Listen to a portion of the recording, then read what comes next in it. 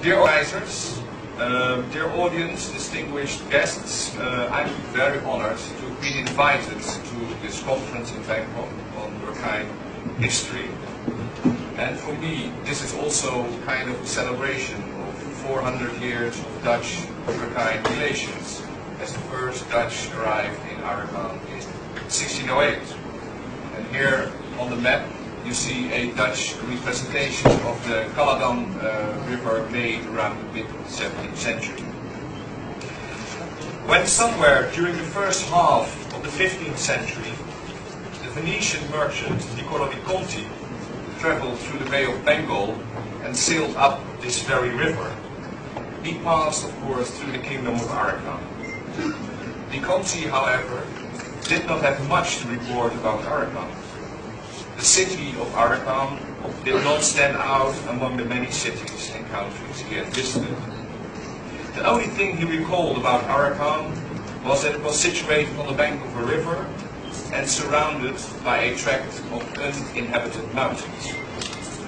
For Niccolo di Conti, Arakan was just another stop on his next destination, what he called the magnificent city of Arakan. But 400 years later, when the British laid siege to Mrabu, they, on the other hand, were struck by the formidable remains of what appeared to have been a powerful state, but what was at that moment little more than a virtually deserted border area between the Burmese and British empires. The centuries between the arrival of Niccolo di Conti and the British annexation of Arakan in 1825 had apparently witnessed a remarkable expansion and subsequent decline of the Mrabu kingdom in Arakan. And on this slide you can see the British map they made in 1825 of the city and the fortifications of Mrabu. And in my opinion it is still, I think, the best map there is of the fortifications of Mrabu. And as my colleague has commented, I think it's even kind of a work of art. The Arakanese kingdom then grew from the 15th century from a small agrarian state with its nucleus in the Caledon Valley to a significant local power. On this late 16th century map by the Dutch cartographer Stephan van Galen, you will see Arakan colored yellow. Although the boundaries of the country are not represented correct,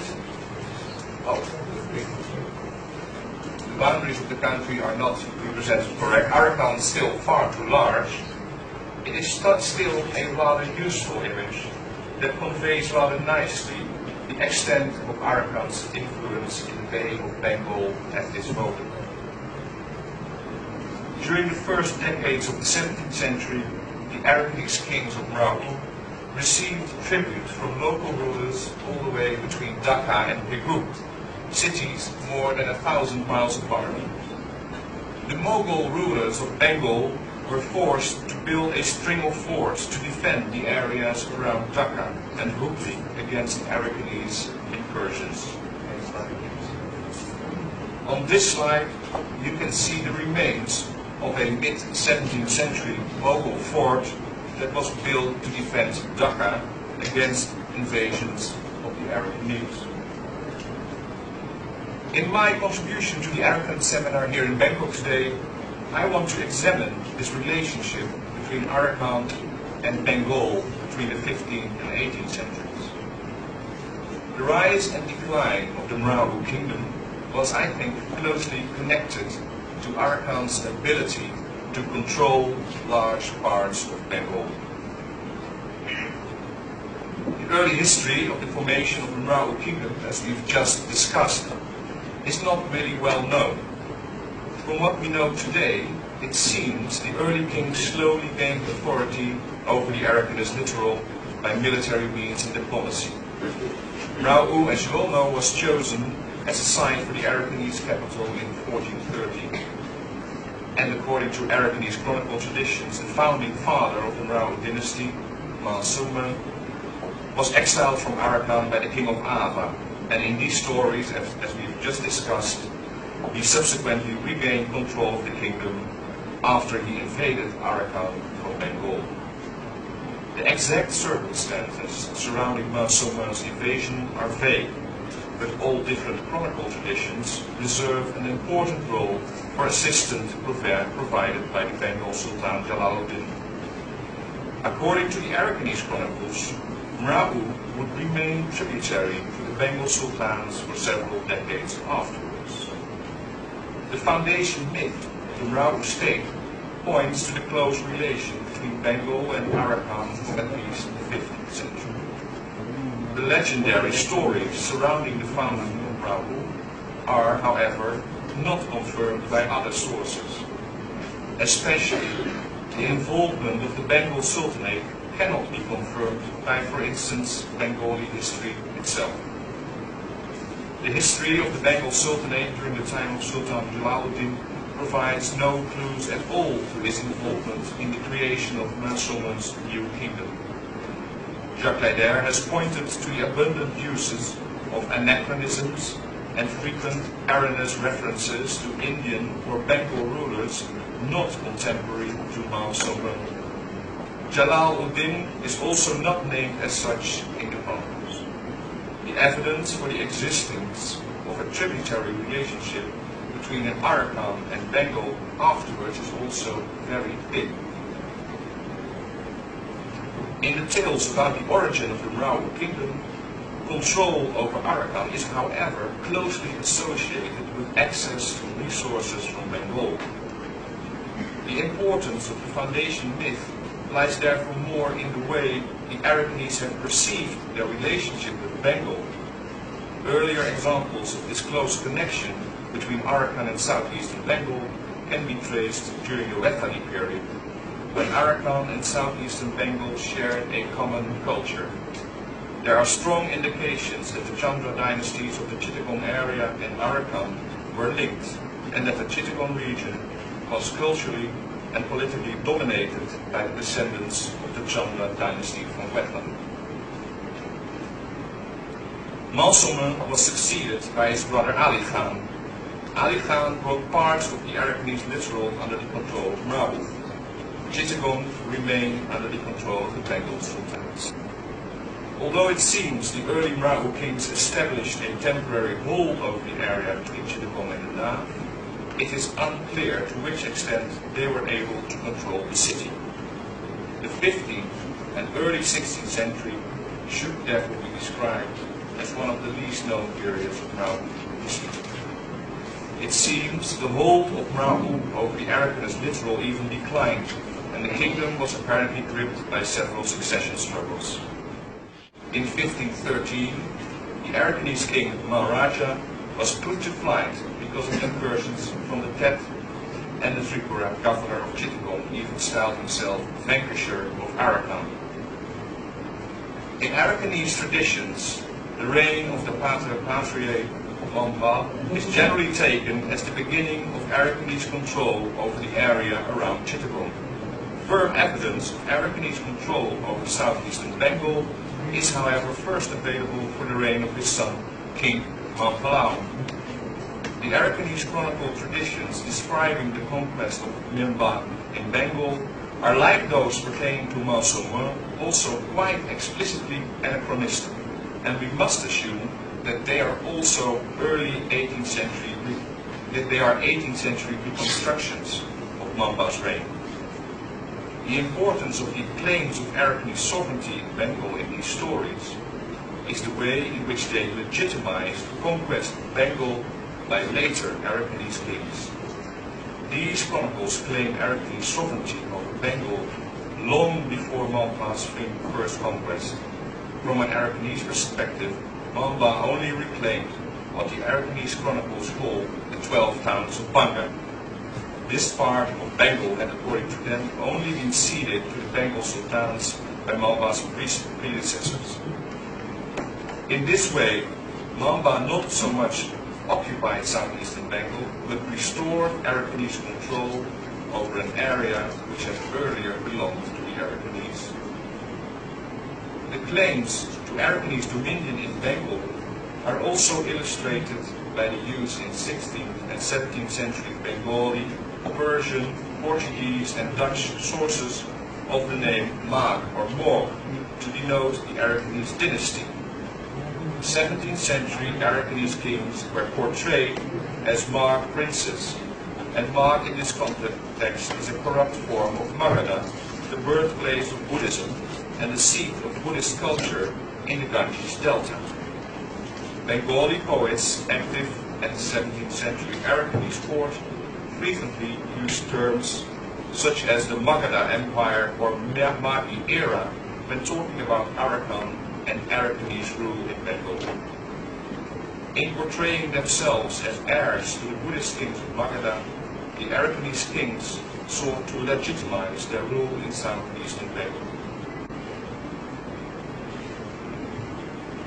On the next slide, you can see another way in which kings such as Monha made clear their right to Bengal. Here we can see the king with his Arakanese and Bengali wives on either side. The adoption of titles of Bengal sultans and Muslim names is another example of how Arakanese kings made clear their claim to kingship in Bengal. To illustrate this importance of Bengal for the success of the Rao state, I propose today to do two things. First, I want to provide you with a glimpse of what I have come to call the 90 Years' War between the Mughal Empire and the Rao Kingdom, between say about 1574 and 1666. And second, I would like to discuss the economy of Arakan in the 17th century with you. I will now first take you to the reign of King Tirikudama Raja from 1622 to 1638. In 1623, 1 year after the young King Tirikudama came to the throne, the rebellious Mughal prince Shah Jahan came to Bengal, which served to destabilize the already weak Mughal position in Bengal. The unstable political situation in Bengal opened the gates for a series of devastating invasions by the Arakanese. Immediately following Shah Jahan's arrival in Dhaka in May 1624, an Arakanese embassy arrived to assure the rebellious prince of the sympathy of their king Tirikudama Raja. According to the Mughal chronicle Mirza Nathan, the Arakanese king possessed about 10,000 warboats, 1,500 elephants, and, a bit exaggerated, probably 1 million infantry. On the next slide, you can see a mid-17th century drawing by a Dutch artist that depicts Arakanese gilias or warboats at sea near Pipli on the Orissa coast. The Arakanese embassy supposedly brought a peshwas or gift worth about 100,000 rupees, for which in return Tirikudama Raja received robes of honor and a firman confirming him in his territories. The grant of this firman has a certain irony to it. The entry of Shah Jahan into Bengal probably diverted attention from the defenses of the borders with Arakan. And it is clear that Tirikudama, despite the meek appearance of his ambassadors before the rebellious prince, in the beginning of his reign continued his father's campaigns into Bengal. Hendrik Lambrechts, a merchant from the Dutch East India Company, or VOC, reported in a letter to his superiors that in 1623 the young king Tirikudama returned to Arakan with no less than 30,000 Bengali slaves. The captives were described as strong and healthy, which the Dutch merchant attributed to the abundance of rice and food in Arakan. In the same letter, he described how the young king on the 4th of December 1623 paid him a visit aboard his VOC yacht. Tirikudama explained to the Dutch merchant that he was at that moment setting out for a new campaign into Bengal. This puts the friendly reception of the Arakanese ambassadors in Dhaka by Shah Jahan in May 1624 in a different perspective. It now seems that it was probably Shah Jahan who thought to profit most from a friendship with the powerful Arakanese Raja. After the 1623 reign, it seems that Thiru-Sudama Raja in 1624, perhaps after his ambassadors had visited Shah Jahan in Dhaka, raided Balua and returning to Arakan with a rich booty. After the defeat of Shah Jahan by his father Jahangir, Mahabad Khan was installed by the emperor as Subadar of Bengal, and he left in turn his son Khanazad Khan as governor of Bengal. The extent of the Arakanese incursions after the departure of Shah Jahan is illustrated by a report by Jan van der Brugge, a VOC merchant who was in Rau in December 1625. On the 5th of December 1625, Jan van der Brugge described that the king had brought from Bengal again 10,000 slaves. According to the Dutch merchant, these slaves were the result of last year's campaign when Thiru-Sudama Raja had conquered Sripur. Possibly because of the threat of Arakanese invasion, the new governor of Bengal, Khanazad Khan, did not reside at Dhaka. Khanazad called deputies in Dhaka, and these deputies would be confronted with the full force of the Arakanese when the young king in 1626 marched on Dhaka. The Fatiyah-i-Ibriya, a contemporary Mughal chronicle, describes how during their government Dhaka was sacked by Thiru-Sudama. The sack of Dhaka would have taken place somewhere early in 1626, as in June 1626 Mahabad Khan disappeared from Bengal. The Fatiyah-i-Ibriya describes how the Arakanese set fire to the Mughal capital of Bengal, and they plundered its surroundings and led the population away as slaves. The recall of Khanazad Khan was followed by a quick succession of governors, which served to further destabilize Bengal. The Dutch Governor-General, Jan Pieterszoon Koen, reported that every month new governors arrived, who all tried in vain to clean up the mess, as he put it. The death of the Emperor Jahangir in October 1627 had again a negative impact on the Mughals' capability to rule effectively in Bengal. The sack of Dhaka initiated the collapse of Mughal authority in southeastern Bengal.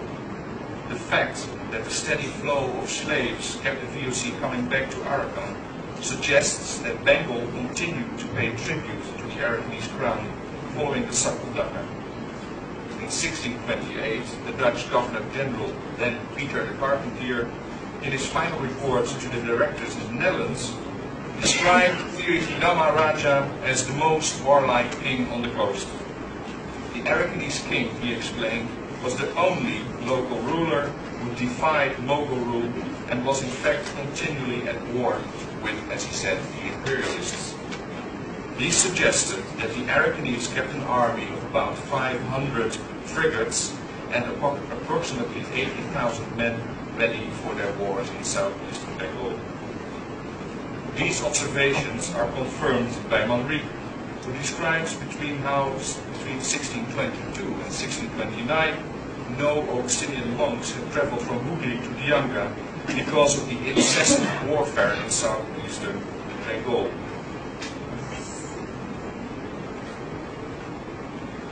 In 1629, for example, an Arakanese fleet sailed up the river Meghna, and the fleet under the command of the Portuguese captain Diogo da Sá plundered villages around Dhaka. And Manrique describes how the crews of the Gilias reaped a rich and plentiful booty. Among this, they captured a lovely Mughal lady of rank who was escaping with her daughter and mother-in-law in a covered cart, accompanied only by a few men on horseback and some servants. The invaders managed to leave the vicinity of Dhaka without ever being challenged by the Mughal fleet, which actually had its base at Dhaka. The Mughal lady captured by the Portuguese later explained to Manrique she had been married to a Mirza who held the rank of a commander of 2,000 horses. This so enraged the Mughal emperor that he had the Portuguese removed from Hooghly.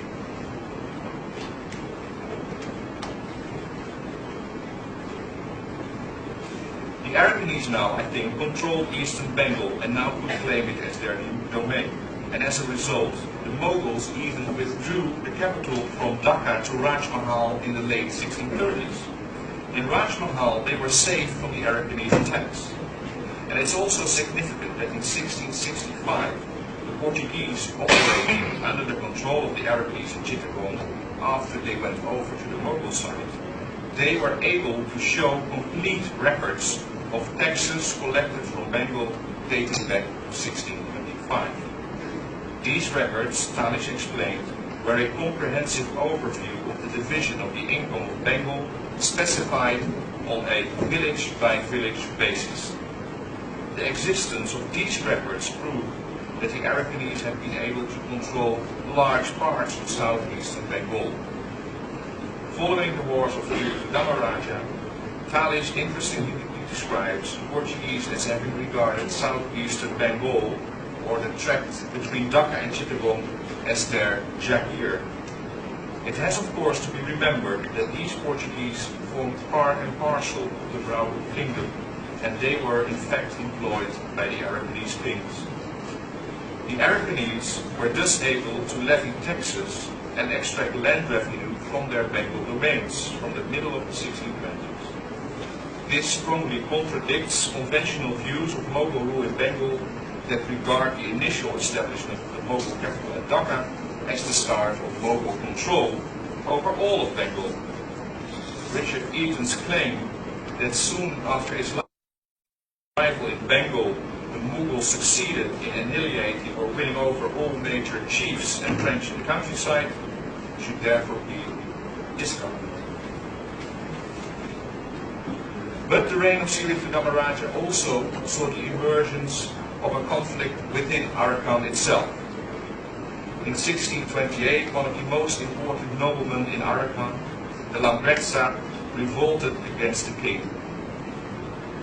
A Dutch trading mission arriving in Arakan on the 24th of July 1628 reported that shortly before their arrival, the Lambretsa had tried to overthrow the king and had attempted to crown himself king. Following the attempted coup d'etat, a civil war ensued in which a large number of noblemen were killed. Next slide, please. But in 1635, following a great famine in Arakan, Arakan's power had reached its zenith. Arakanese fleets operated freely from Bengal to Tenassery, and the same year, Piri Damaraja's official coronation took place. On this slide, you can see an image of a royal procession through Mrabu. The expansion of Arakanese influence prompted the Burmese and the Mughals to retract their provincial capitals further inland. And the coronation of Sri Damaraja, as described by Manrik in his Itinerario, is a clear indication of the new self-confidence of the Arakanese monarchy. Manrik claimed that the coronation itself was a part of Sri Damaraja's ambition to obtain the vast empires of Delhi, Pegu and Siam. Sri Damaraja's military achievements and foreign policy seem to confirm the ambitious goals of the king, although the conquest of these mighty empires might have seemed several bridges too far. Sri Damaraja, by military means, certainly did earn the respect of his imperial neighbors. The newly won self-confidence of the Arakanese can also be gleaned from coins issued at the coronation. While the first coins Sri Damaraja struck when he came to power in 1622 were still firmly rooted in the tradition of his predecessors, his coin of 1635 is a clear statement of Arakanese supremacy in the region. Early Brahmo coins had trilingual text in Arakanese script, Persian and Bengali. These coins, apart from the Arakanese titles of the king, also provided positive titles. The 1635 coin is monolingual in Arakanese only. The title of the king is given in Pali, in Arakanese script, a clear statement of a king confident of his power.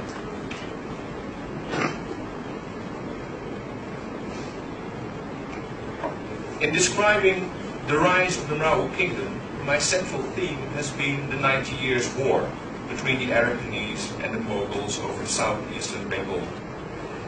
Now I will review some aspects of the economic history of what I call the Arakan-Bengal continuum that could help us to understand the underlying dynamics of the expansion and the subsequent fragmentation of the Arakanese kingdom at the end of the 17th century.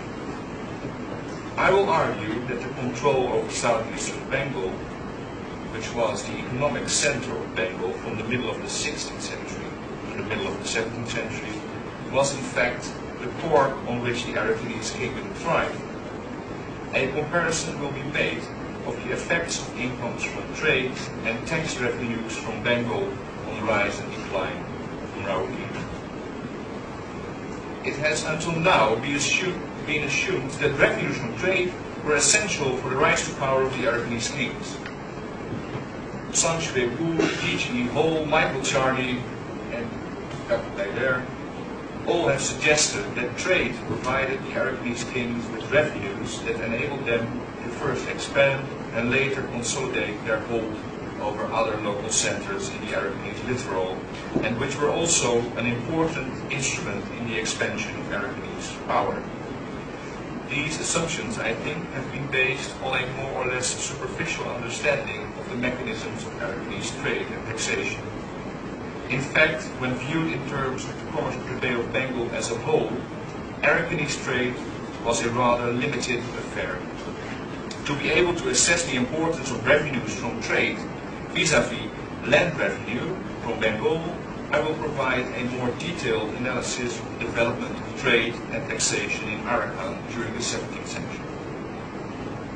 When we compare Rao and Chittagong in a regional context, the port of Chittagong was far more successful in attracting long-distance trade and was of strategic importance for anyone wishing to control southeastern Bengal. The possession of Chittagong and its revenues was in this respect extremely important for the Marabu kings if they wanted to keep their advantage in the redistributive networks that formed the Arakanese state. Revenues from southeastern Bengal flowed directly into the hands of the Marabu rulers, enabling them to sustain large armies and to build strong alliances. The central role of Chittagong in Bay of Bengal trade was illustrated when in 1608 the VOC sent a trading mission to Arakan to discover the trade of Bengal. The Arakanese king, Malrajapri, offered the harbor of Dianga near Chittagong to the VOC. Malrajapri suggested the company should make a fortress at Dianga for the protection of merchants. On this slide,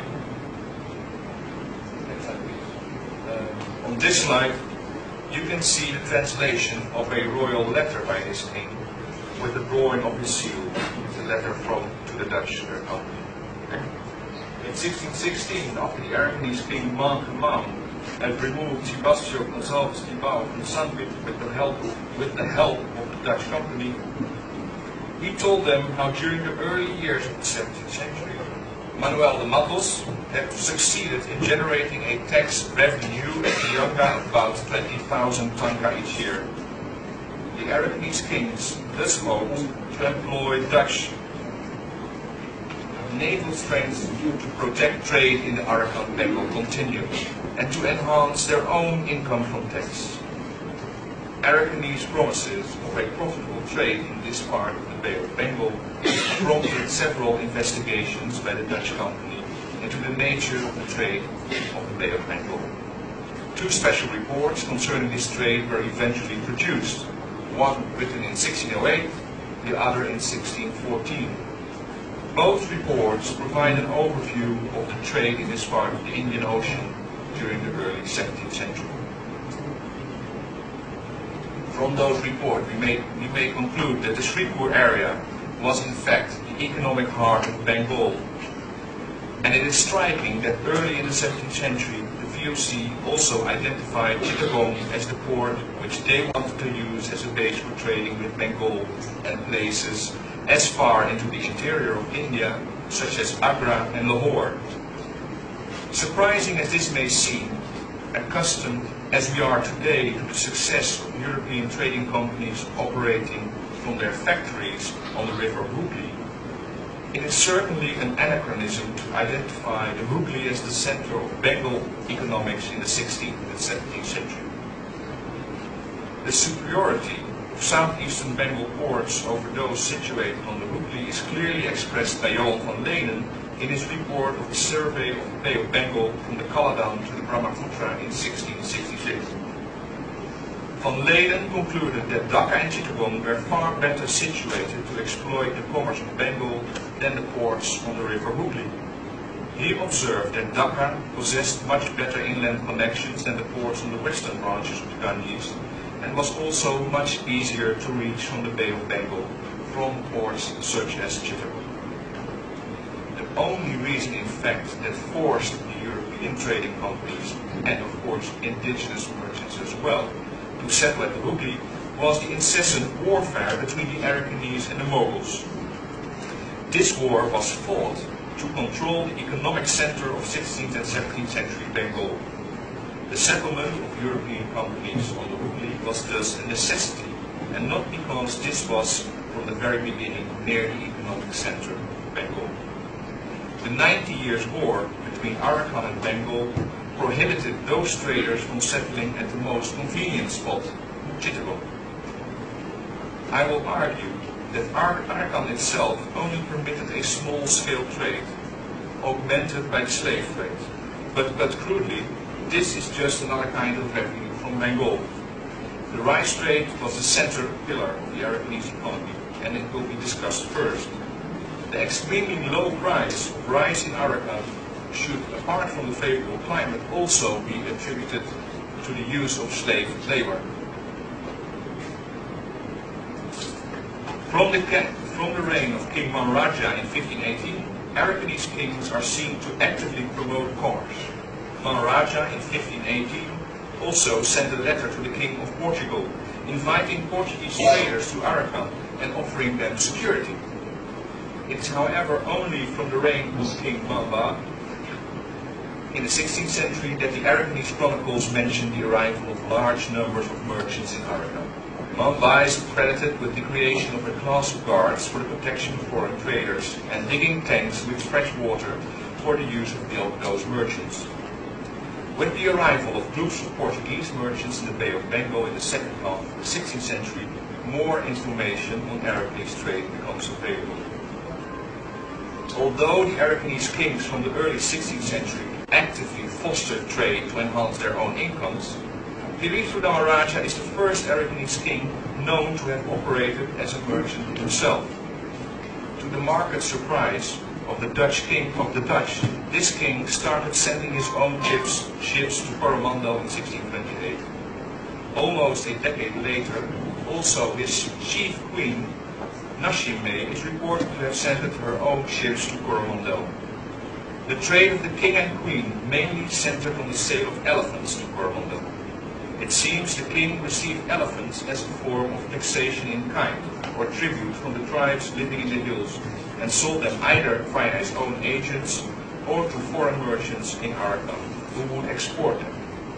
The elephant trade would be one of the mainstays of the Arakan-Coromandel trade during the 17th century. Elephants would sell against high prices in Coromandel, giving profits of between 100 to 500%. An animal bought in Arakan for about 1300 or 1400 tanka would in Coromandel fetch the same amount in pagodas, which is about 5 times as much. On this slide, you can see an example of a royal letter on the elephant trade from King Maharaja to a merchant in Madras. I have the letter with me, which is in Persian, but you can see the seal in Arakanese. The goods brought from across the Bay of Bengal were bought in Arakan by petty traders. In Arakan, the VOC had to sell its goods in small quantities. A Dutch merchant, Stephan van Galen, remarked that due to the absence of large merchants, he had to sell his goods in small portions of about 4 and 10 tanka. Data on the mainstay of the 17th century Arakanese economy, the rice trade, can only be found in the archives of the Dutch company. The description I will now give of this important sector of the Arakanese economy is therefore heavily influenced by Dutch perspectives. In 1608, Peter Willems headed the first Dutch trading mission to Arakan. And in September 1627, the first Arakanese embassy arrived in Batavia.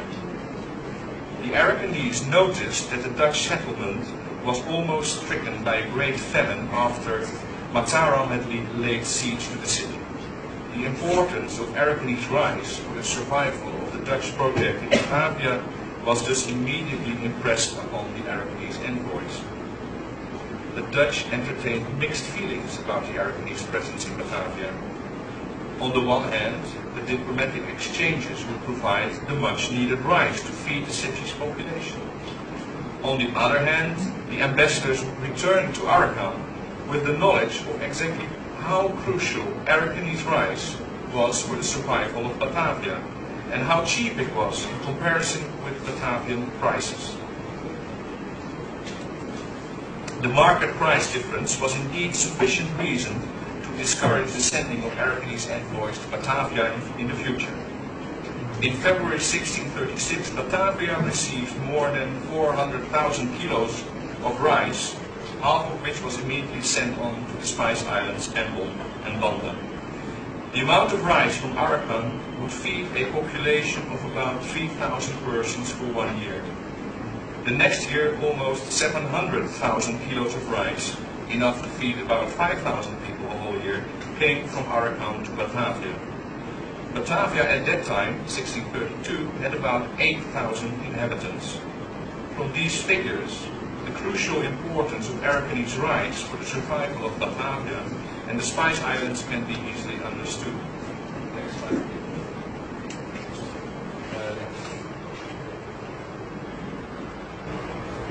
On this slide you will see a Dutch map of the Caledon River with, from Uri-town to Mrau, with a clear indication of rice-producing area south of Mrau. It appears that the price of rice in Arakan had remained stable throughout the 17th century, at about around 2 or 3 tanka for 200 kilos during normal years.